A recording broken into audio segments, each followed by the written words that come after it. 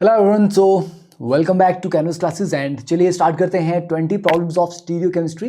तो last class में हम जीओसी के ऊपर क्वेश्चंस कर रहे थे, डीपीपी हमने डिस्कस किया था और मैंने आपको कहा था कि जीओसी में वैसे स्टीरियो केमिस्ट्री इंक्लूड नॉर्मली तो नहीं होता, हम स्टीरियो केमिस्ट्री को एक अलग चैप्टर की तरह पढ़ते हैं, बट बिकॉज अब यहाँ पे क्रैश कोर्स में इतना समय नहीं है कि हम स्टीरियो केमिस्ट्री को बिल्कुल एक इंडिपेंडेंट चैप्टर की तरह पढ़ें।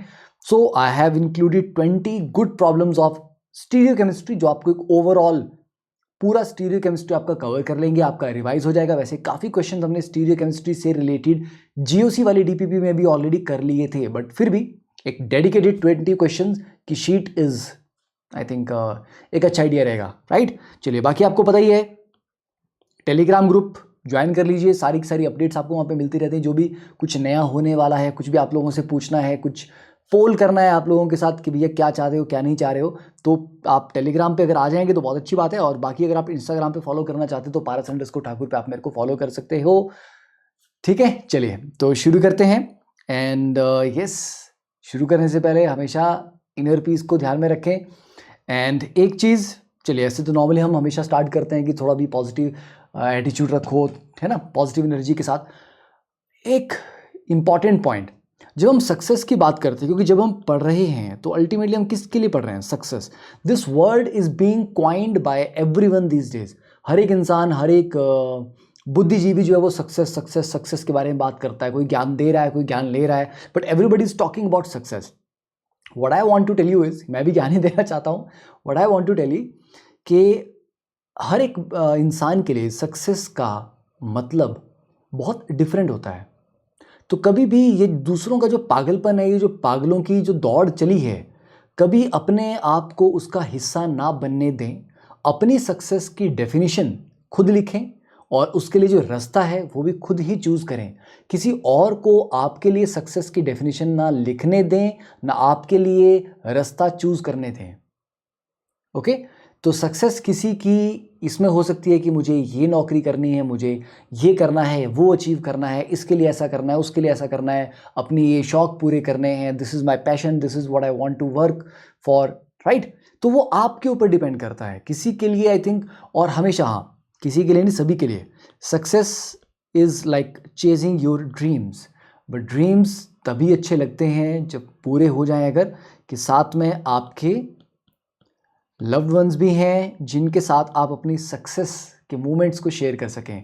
ऐसा ना हो कि सक्सेस के पीछे भागते भागते आप इतने अकेले हो जाएं कि जिस दिन वो ड्रीम्स आपके हाथ में हो, उनके अलावा आपके हाथ में कुछ भी ना रहे, ठीक है। तो it's very very important to value everyone who is around you, who has been supporting you, loving you, taking care of you, ठीक है। तो उनके प्रति थोड़ा सा ग्रैटिट्यूड, आभार आपका ज़रूर होना चाहिए। ज़िंदगी में हमेशा देखें कि मेरी ज़िंदगी को बेहतर बनाने में कितने लोगों का कंट्रीब्यूशन है और मैं उनकी ज़िंदगी को बेहतर बनाने के लिए क्या कर रहा हूँ, ठीक है।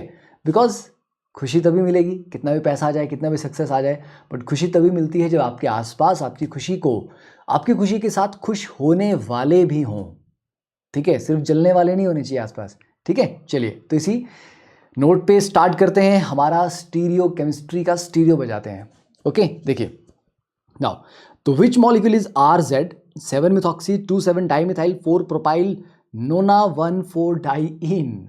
नोना 1,4 पे डाइइन है, तो मतलब 9 कार्बन की चेन है, तो 2 4 6 7 8 9, ठीक है, या 7 8 9 ये करके बन जाएगा। तो 1 2 3 4, हाँ 1,4 डाइइन है, ये भी 1 2 3 4 ये भी हो जाएगा आपका, ठीक है। 1 4, चलो डाइइन वाला तो मामला सब में सही है ना। 4 प्रोपाइल, तो 1 2 3 4, 4 पे प्रोपाइल है, 1 2 3 4, 4 पे प्रोपाइल है, 1 2 3 4 ये भी है। आई थिंक ये भी आपका सेम ही है ना, 4 प्रोपाइल। तो इसमें भी कुछ भी चेक करने की जरूरत नहीं है, ये चेक करना पड़ेगा RZ 7-methoxy। तो देखिए कायरल सेंटर कौन सा है, ये वाला आपका कायरल सेंटर है सभी में। तो यहाँ पर आपको RS नेमिंग करनी है और बाकी ये चेक करना है कि भैया Z, तो कौन से डबल बॉन्ड पे ज्योमेट्रिकल आइसोमरिज्म पॉसिबल हो पा रहा है। देखिए इस डबल बॉन्ड पे हाँ ज्योमेट्रिकल आइसोमरिज्म है, नीचे वाले पे नहीं है। तो इन डबल बॉन्ड्स पे ज्योमेट्रिकल आइसोमरिज्म नहीं हो रहा, तो आपको यहाँ पर मेजर करना है। बेटा EZ नेमिंग कैसे करते हैं, डबल बॉन्ड में आप क्या करते हो, इस कार्बन पे जो 2 ग्रुप हैं, उनमें हाई प्रायोरिटी वाले को चेक करते हो। फिर इस कार्बन पे जो 2 ग्रुप हैं उनमें भी हाई प्रायोरिटी वाले को चेक करते हो। और हाई प्रायोरिटी वाला कौन सा होता है? जिसका एटॉमिक नंबर हायर है। अगर दोनों हाई प्रायोरिटी वाले सेम साइड पे हैं तो Z, और ऑपोजिट साइड पे हैं तो E। ओके, चलिए तो हम पहले बात कर लेते हैं इस वाले डबल बॉन्ड की। तो यहाँ पर ये H है, देखिए तो इस कार्बन पे एक तो ये प्रोपाइल आ गया और नीचे ये आ गया, क्योंकि नीचे वाले में डबल बॉन्ड भी है तो नीचे वाले की प्रायोरिटी ज़्यादा होगी। तो हाई प्रायोरिटी ये वाला ग्रुप हो गया, और इस वाले कार्बन पे हाई प्रायोरिटी ये वाला ग्रुप हो गया। तो दोनों हाई प्रायोरिटी सेम साइड है ना, दोनों हाई प्रायोरिटी सेम साइड पे हैं। तो यस, ये Z है, और इस वाले पे भी, इस वाले पे देखो हाई प्रायोरिटी ऊपर है और इसका वाला नीचे है। ऑपोजिट साइड पे तो ये E है। इस वाले पे हाई प्रायोरिटी यहाँ पर है, दूसरा यहाँ पे है, तो ये वाला भी E है। और इस वाले पे हाई प्रायोरिटी नीचे है और ये वाला भी है, तो ये Z है। तो मतलब B आपका आउट हो गया, C आपका आउट हो गया। अब आपको A और D में से चेक करना है। अब आपको RS नेमिंग देखनी है। देखिए यहाँ पे इस कार्बन पे OCH3 पहला आपका आ गया है ना, हाईएस्ट प्रायोरिटी। और ये जो खाली है ये क्या होगा? ये CH3 होगा। ओके, तो ये आपका आ गया 1। उसके बाद ये वाला आ गया आपका 2, ये 3 और ये 4 क्योंकि पीछे है तो उसको भूल जाओ। तो ये 1, ये 2, ये 3। तो 1 से 2, 2 से 3 आप जाएंगे तो क्लॉकवाइज बन रहा है, R बन रहा है, यस। तो दिस इज R, तो RZ, तो आंसर तो यही आ गया। बट अगर हम D की बात करें तो यहाँ पर देखिए ये 1 है, ये 2 है, ये 3 है और ये 4 है। 4 पीछे नहीं है, तो 1 और 4 को इंटरचेंज कर लो। आप ऐसा समझो ना, फर्स्ट और लास्ट वाले ऑप्शन में क्या डिफरेंस है A और D में? OCH3 और CH3 को इंटरचेंज कर दिया, तो सिंगल एक्सचेंज करने से R का S बन जाता है और S का R बन जाता है। तो अगर ये R था तो ये S होगा। बहुत सिंपल सा क्वेश्चन था ये, राइट। चलिए question number 2, choose the correct order that has the following compounds correctly arrange with respect to thermodynamic stability. देखिए जब हम साइक्लोहेक्सेन की बात करते हैं, साइक्लोहेक्सेन में आपको पता है एक्सियल और इक्वेटोरियल 2 तरह की पोजीशन आपके पास होती हैं। एक्सियल पोजीशन हम कैसे निकालते हैं आपको साथ साथ बता भी देता हूं मैं। देखिए जिस तरह आपका वो पॉइंटेड होता है ना, वो जिसकी नोक जिस तरफ होती है, जैसे ये वाली नोक ऊपर की तरफ है तो यहाँ पे वर्टिकल बॉन्ड लगाओ ऊपर की तरफ। ये वाली जो नोक है नीचे की तरफ है तो नीचे लगाओ। यहाँ नीचे, यहाँ ऊपर, यहाँ नीचे, यहाँ ऊपर। तो ये जो रेड में मैंने बॉन्ड लगाए ये आपके एक्सियल हैं, ठीक है। ये वाले बॉन्ड आपके एक्सियल बॉन्ड्स हैं क्योंकि ये वर्टिकल है, या ऊपर है या फिर नीचे है, बिल्कुल वर्टिकल है। इक्वेटोरियल क्या होते हैं? देखिए किसी भी एक पॉइंट पे 2 बॉन्ड होंगे आपके, क्योंकि कार्बन की टोटल 4 बॉन्ड है, तो ये 2 हो गए, ये तीसरा हो गया, 4th बॉन्ड लगाना है आपको।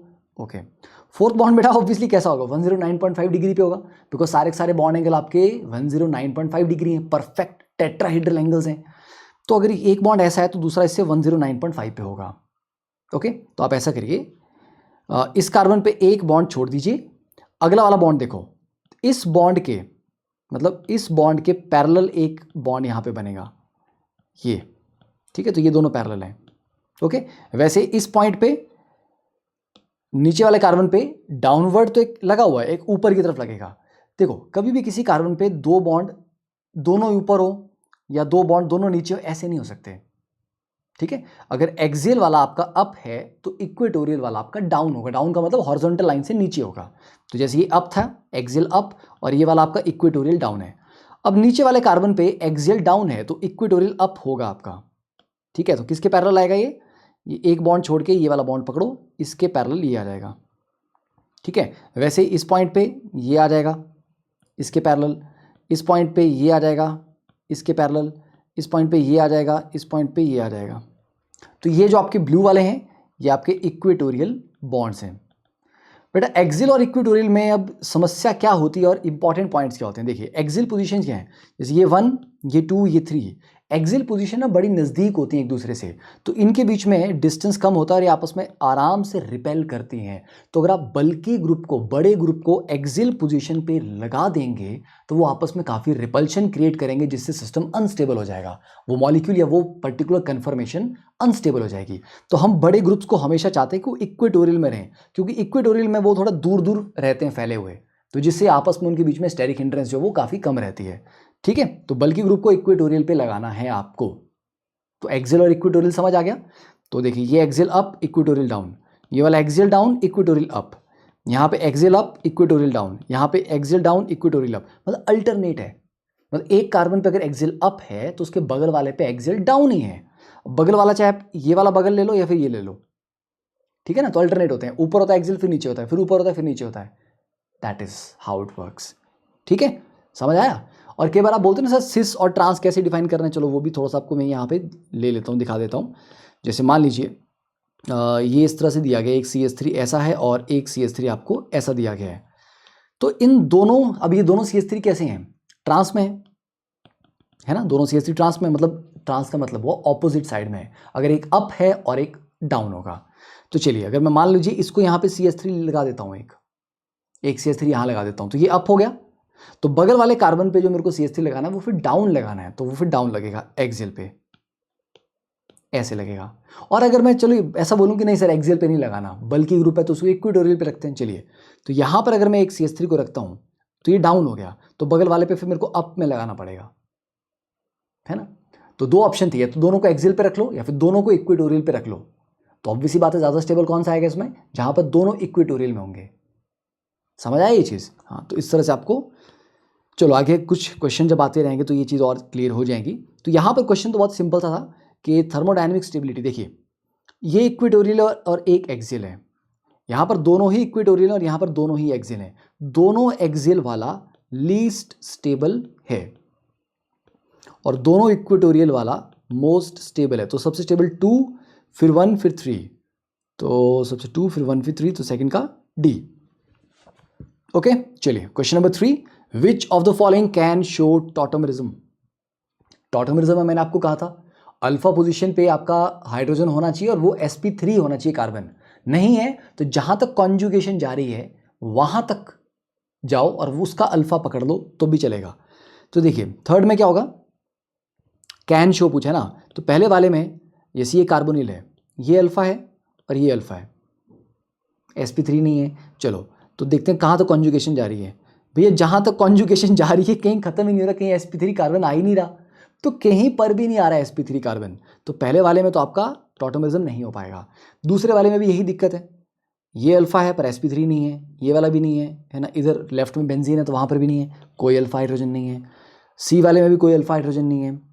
डी वाले में क्या है, ये अल्फा पे एक हाइड्रोजन है और यहाँ पर भी एक है, तो ये वाली हाइड्रोजन यूज की जा सकती है टॉटोमरिज्म के लिए, तो D option. Question number 4, which will not show tautomerism. Again पहले वाले में तो बहुत इजी है, देखिए इन 4 पोजीशन पे अल्फा हाइड्रोजन है तो ये तो दे देगा।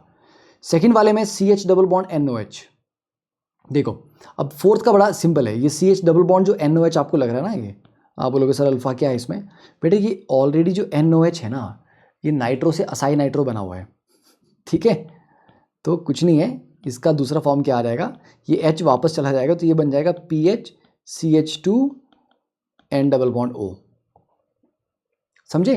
तो एक्चुअली ये था ओरिजिनल स्ट्रक्चर आपका, ठीक है, सॉरी हाँ नाइट्रो नहीं था, ये नाइट्रोसो था, ठीक है, ये नाइट्रोसो है आपका N डबल बॉन्ड O, जो आप जैसे C डबल बॉन्ड O लेते हो ना आप, और फिर अल्फा कार्बन के ऊपर हाइड्रोजन आपको चाहिए होते हैं, वैसे instead of C double bond O यहाँ पर N डबल बॉन्ड होगा और ये इसका अल्फा कार्बन है जिसके ऊपर H था, तो उसका ये वाला दूसरा टॉटोमर बना।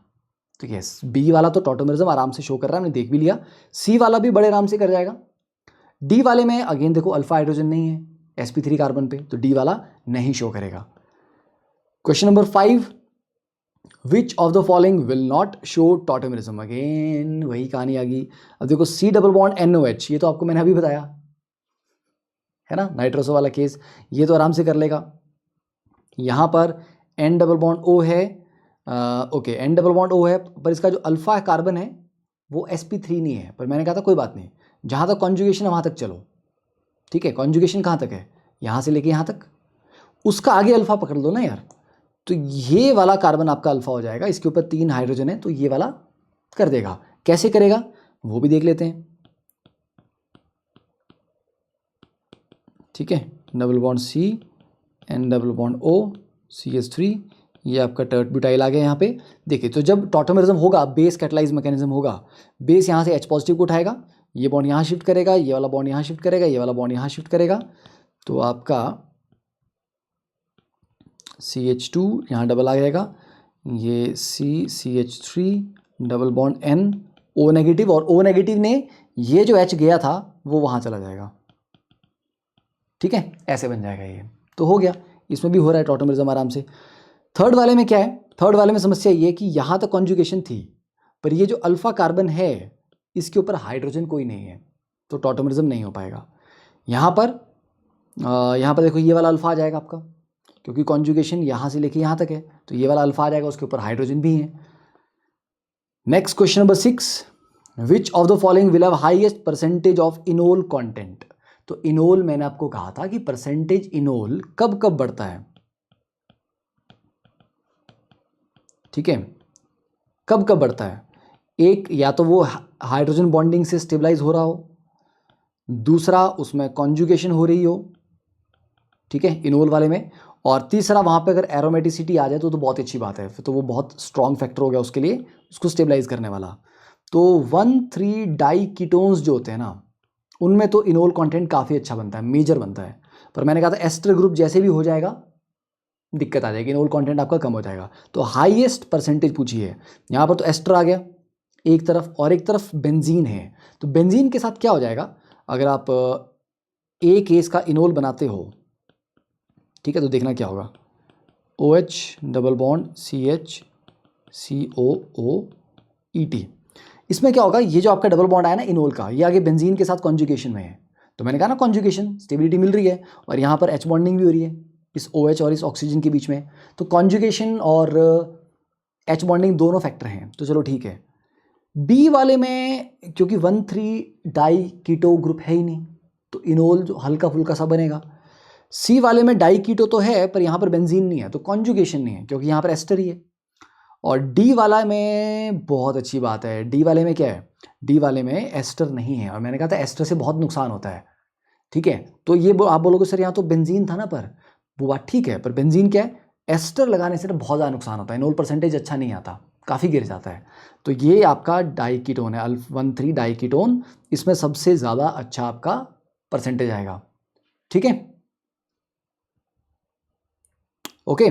चलिए next one, stereo isomers have different, क्या होता है स्टीरियो आइसोमर्स का, molecular formula, structural formula, configuration, molecular mass, क्या होता है।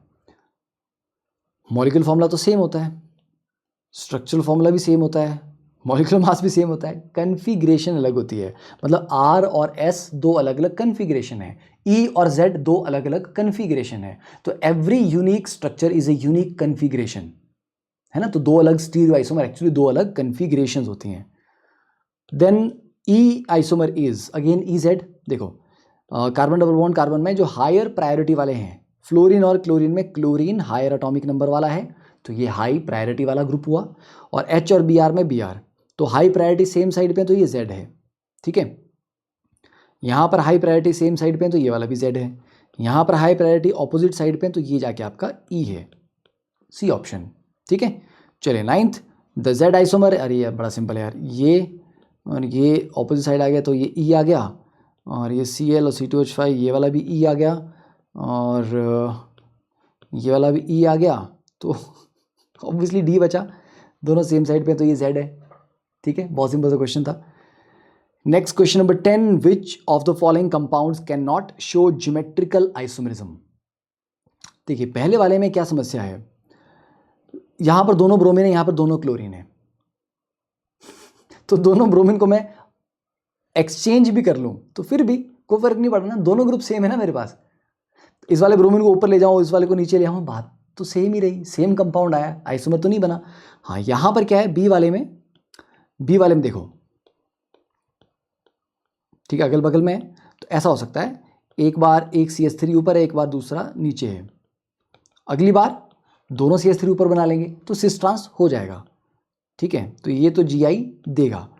डी वाले में, हाँ डी वाले में भी देखो, जो तीनों आपके मिथाइल हैं, एक पॉसिबिलिटी कि तीनों सेम साइड पे हैं, दूसरी पॉसिबिलिटी हो जाएगी कि तीनों सेम साइड पे नहीं है, तो मतलब डिफरेंट अरेंजमेंट बन सकते हैं ना, तो यहाँ पर भी GI आ जाएगा।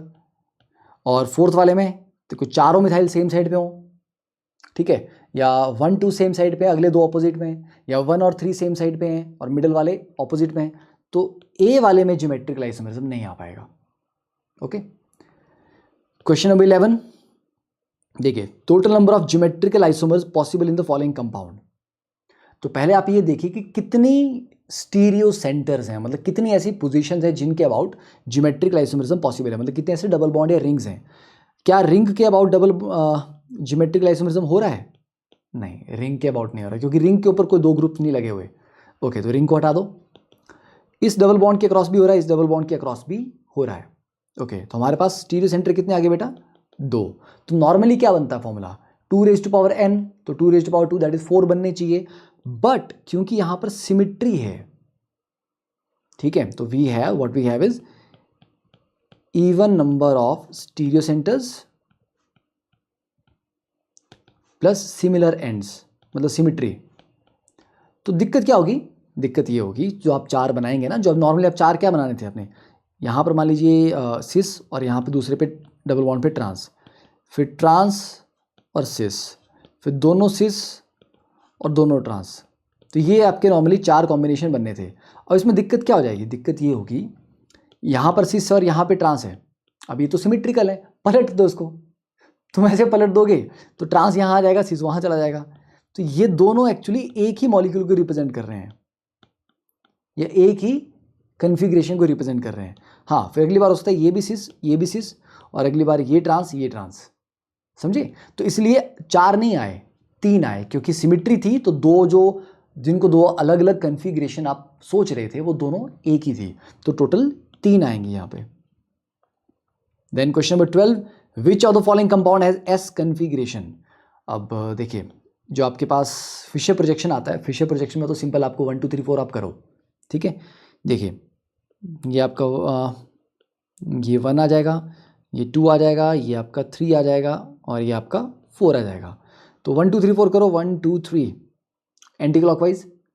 अब लीस्ट प्रायोरिटी अगर आपका हॉरिजॉन्टल है, जैसे 4th ग्रुप आपका हॉरिजॉन्टल है, तो जो भी आपका आंसर आता है उसको पलट दो। अब ये एस आ रहा था, तो ये क्या बन जाएगा? ये आर बन जाएगा। ओके, अगले वाले में देखिए, अगले वाले में ये आपका 1 आ गया, ये आपका 2 आ गया, ये आपका 3 आ गया, ये आपका 4 आ गया। तो 1 2 3 4 ये क्या आ गया? ये वैसे आर, और लीस्ट प्रायोरिटी वर्टिकल है, तो लीस्ट प्रायोरिटी वाला ग्रुप अगर वर्टिकल हो तो आंसर सेम रहता है, जो आ रहा है वही आंसर है, आर, ठीक है। एंड इस वाले में क्या हो जाएगा? ये आपका 1, ये आपका 2, ये आपका 3, तो 1 2 3 काउंटर क्लॉकवाइज, ये एस आ रहा है, तो 12 का आंसर आ गया सी। राइट, डन, सिंपल सा क्वेश्चन था। चलिए question number 13, the R S configuration of these compounds are respectively, सबकी बतानी है। तो 4th ग्रुप तो H पीछे है, तो अच्छी बात है, पीछे रहने दो उसको। OH जो आपका ये 1 है, CF3 आपका 2 हो गया, और नीचे आपका 3, तो मतलब ये 1, ये 2, ये 3, तो 1 2 3 क्या आ रहा है? क्लॉकवाइज, ठीक है, तो ये R आ जाएगा। तो पहले वाले पे तो आपका R आ गया, दूसरे वाले पे देखो, अब यहाँ पे फर्स्ट प्रायोरिटी आ गया आपका ये 1, and second is this is third, this is fourth पीछे नहीं है। तो एक काम करते हैं, 1 और 4 को ना इंटरचेंज कर लेते हैं, सिंगल इंटरचेंज, तो लास्ट में आंसर पलट देंगे। तो ये आपका 1 आ जाएगा NH2, ये आपका 2 आ गया कार्बोक्सिलिक, और इधर आपका ये SH वाला या 3 आ गया। तो 1 2 3 काउंटर क्लॉकवाइज, सॉरी क्लॉकवाइज आ रहा है ना, ये 1 2 3, हाँ, तो ये R आ रहा है। ओके, पर पलट देंगे इसको, तो ये S बन जाएगा, ठीक है। तो सेकेंड वाले का आपका S आ जाएगा। थर्ड वाले में देखो, थर्ड वाले में क्या है?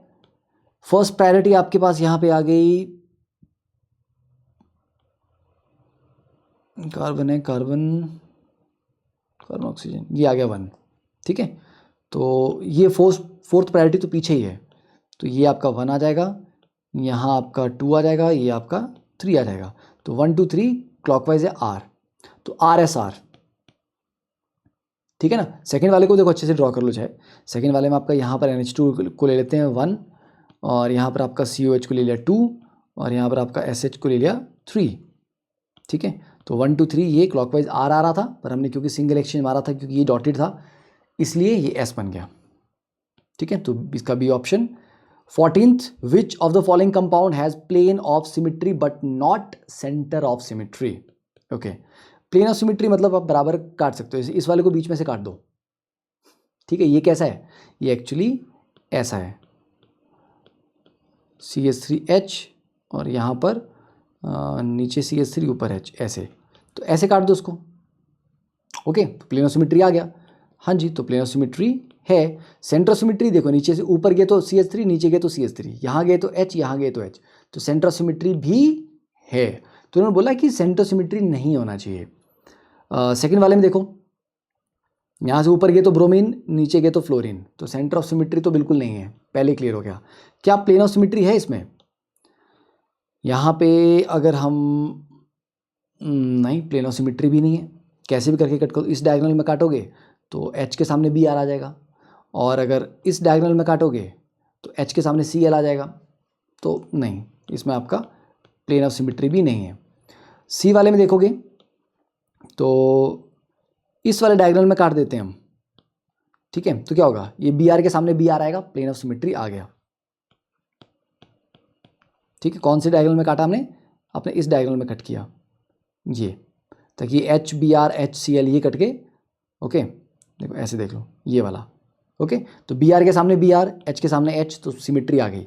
बट अगर सेंटर देखें तो ऊपर Cl है, नीचे Cl नहीं है, तो सेंटर ऑफ सिमेट्री नहीं है, तो आंसर इज C, ठीक है। और लास्ट वाले में तो बड़ा सिंपल है, ये प्लेन ऑफ सिमेट्री भी है, और यहाँ से इधर भी फ्लोरीन, इधर भी फ्लोरीन, तो सेंटर ऑफ सिमेट्री भी है। सेंटर ऑफ सिमेट्री समझ आता ना, एक सेंट्रल पॉइंट लो, जहाँ से एक डायरेक्शन में जाने पे जो मिलता है, उसी लाइन को दूसरी डायरेक्शन में एक्सटेंड करने पे भी वही मिलता है। मतलब यहाँ से ऊपर गए तो जो चीज़ मिली, अब यहीं से ऐसे वापस चले जाओ नीचे, सेम चीज़ मिलनी चाहिए, उसको बोलते हैं centre of symmetry. Question 15, the instrument which can be use to measure the optical activity specific rotation कौन मेजर करता है? Polarimeter, simple.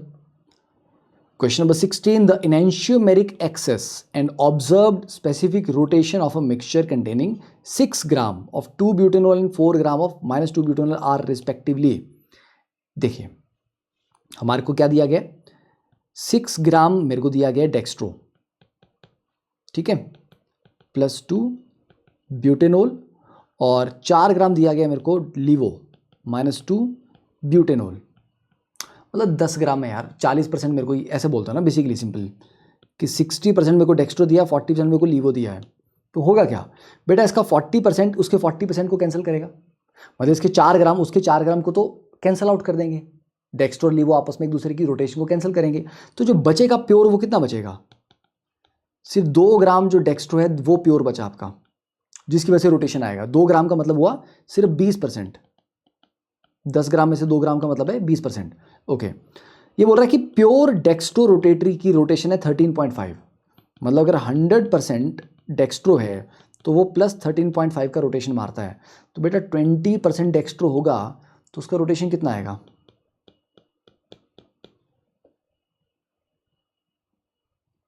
है ना, तो कितना आ जाएगा, 13.5 डिवाइड बाय 5, उसका 1/5 मतलब 2.7, तो 2.7 तो है कितना, पहले पूछा इसने एनेंशियोमेरिकली प्योर है कितना, तो 20% है, तो दैट इज 2.7 यूनिट। तो ऐसे करना है, सिंपल क्वेश्चन, ठीक है, कोई कॉम्प्लिकेटेड नहीं था। Question number 17, now which of the following pair of isomers can not be separated by fractional crystallisation और फ्रैक्शनल डिस्टिलेशन। देखो, जो आपके इनेंशियोमर्स होते हैं उनका बॉइलिंग पॉइंट, मतलब उनकी फिजिकल प्रॉपर्टीज सेम होती हैं, है ना, बॉइलिंग पॉइंट, मेल्टिंग पॉइंट वगैरह सब सेम होगा। अगर 2 कंपाउंड्स का बॉइलिंग पॉइंट सेम हो तो उनको फ्रैक्शनल डिस्टिलेशन से सेपरेट नहीं कर सकते, फ्रैक्शनल क्रिस्टलाइजेशन से भी नहीं कर पाओगे अगर फिजिकल प्रॉपर्टीज आपकी सेम है, समझे। तो मतलब यहां पर क्या पूछा जा रहा है कि कौन से 2 इनेंशियोमर है आपस में, कि विच पेयर ऑफ आइसोमर, तो एक्चुअली इनेंशियोमर पूछ रहे हैं। बेटा मैलिक और फ्यूमरिक एसिड क्या होते हैं, दे आर ज्योमेट्रिकल आइसोमर्स, उनकी फिजिकल प्रॉपर्टीज अलग अलग होती हैं। प्लस टार्ट्रिक एसिड और मेसोटार्ट्रिक एसिड ये आपस में क्या हुआ है, डायस्टीरियोमर्स, डायस्टीरियोमर्स की भी ज्योमेट्रिकल प्रॉपर्टीज अलग अलग होती हैं। सी वाला तो आपका ये तो स्ट्रक्चरल आइसोमर आ गया यार, ये तो स्ट्रक्चरल की तो डेफिनेटली डिफरेंट होगी।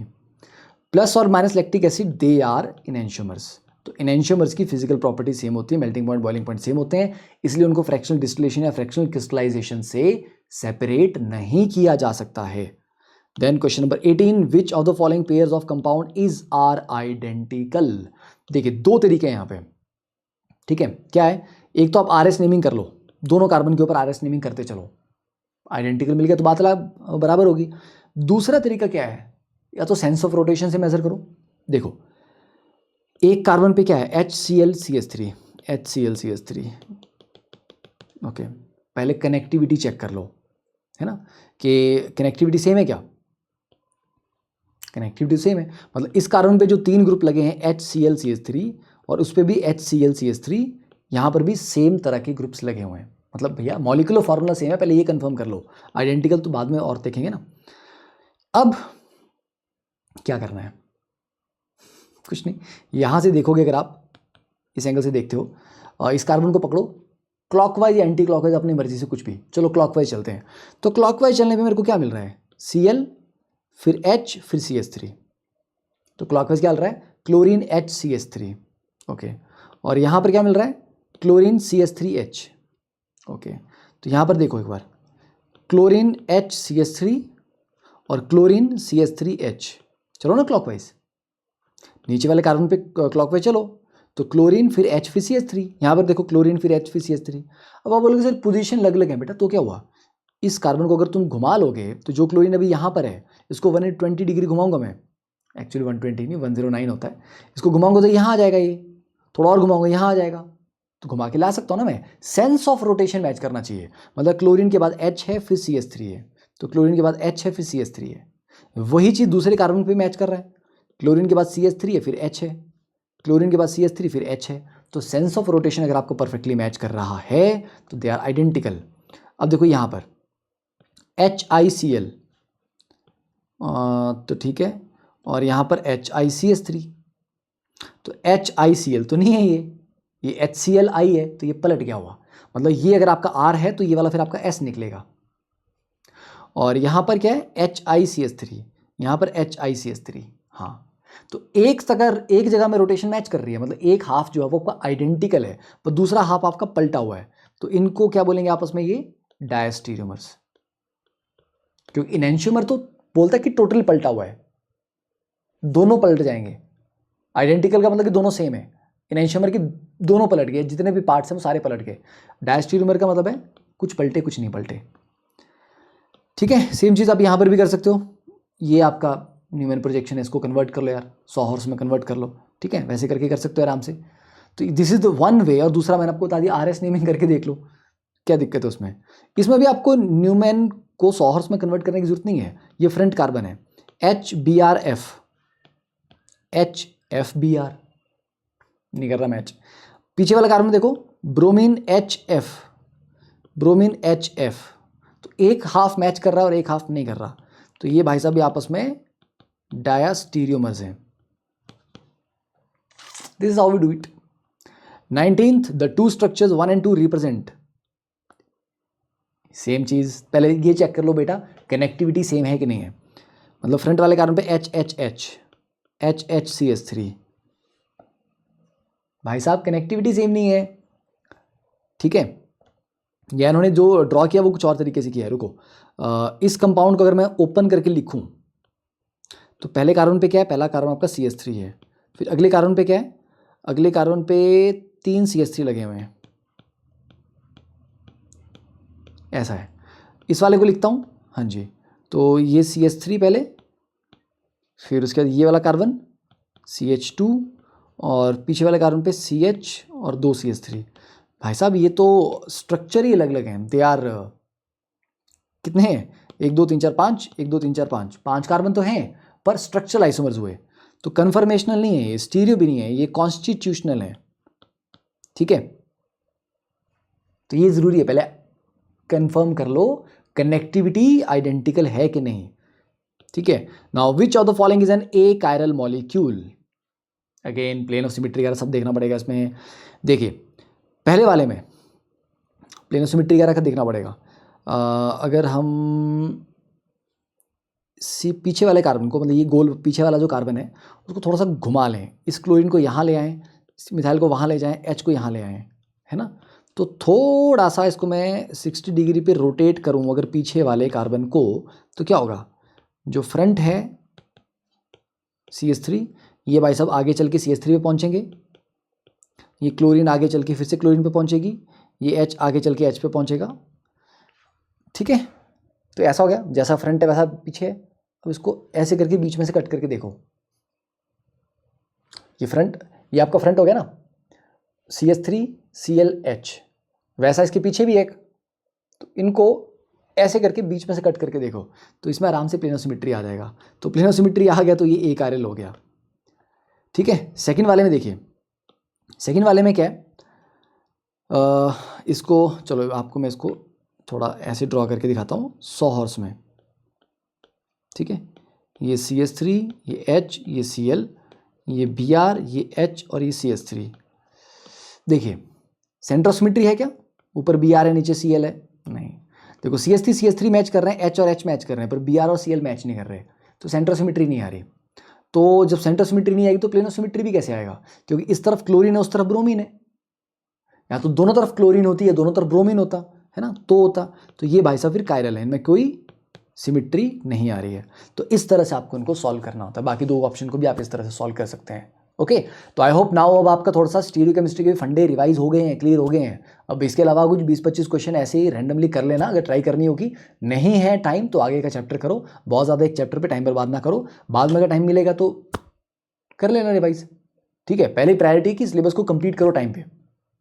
ओके, चलिए see you in the next lecture. तो अभी GOC कंप्लीट हो गया है, अब हम नेक्स्ट स्टार्ट करेंगे हमारा हाइड्रोकार्बन्स, मतलब अल्केन्स, फिर एल्कीन्स, फिर एल्काइंस, लाइक दैट, फिर आगे एरोमेटिक हाइड्रोकार्बन से। तो शेयर कर देना भी अपने सारे दोस्तों को, do tell about the Canvas Classes. और ये क्रैश कोर्स चाहे बच्चा 11 से 12th में जा रहा है वो भी पढ़ सकता है इससे, क्योंकि रिवीजन है। क्रैश कोर्स का मतलब ये नहीं होता कि सिर्फ क्रैश ही करना है। क्रैश कोर्स इज लाइक अगर आपको 2 या 3 महीने के अंदर अंदर पूरी सब्जेक्ट को रिवाइज करना है, दैट इज क्रैश कोर्स। वो आप कभी भी करना चाह सकते हैं। ठीक है, जो 11 से 12th में जा रहे हैं उनको 11th रिवाइज करनी है, उनके काम का भी है। जो 12th भी क्लियर कर रहे हैं उनके काम का भी, जो ड्रॉप कर रहे हैं उनको भी काम आएगा, क्योंकि पूरा सिलेबस आपका बहुत जल्दी बहुत कम ड्यूरेशन में आपका रिवाइज हो रहा है with extensive problem solving. Okay, तो आई होप अगर आपको अच्छा लगा तो आप शेयर करेंगे। ठीक है, चलिए, थैंक यू, बाय।